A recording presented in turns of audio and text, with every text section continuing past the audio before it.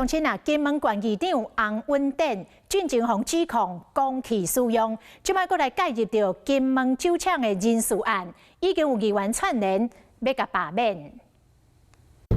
金门机长洪文典红标公器私用，若叫公务车接送机长夫人，搁叫机会人去因兜修剪树木。首先请问一下议事组，我们第一节的开会为什么没有直播？议会进程针对这件代志质询，不过直播无因无端消息引起争议，是毋过代志小连续发生。很多乡亲对他也是很不爽啊。他现在议程就是每天到公庙拜拜嘛，其他的。 老百姓再怎么苦，他也不会知道啊。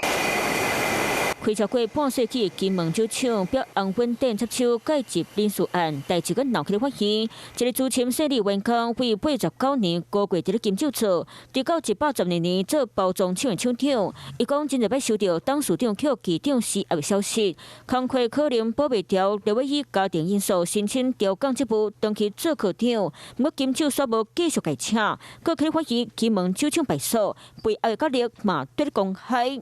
这个罢免已经传很久了，不是现在才传的了。要谁再上来，这个还没有讲好，所以这个案子还没有送啊。机长坐行为，互真侪人看袂做。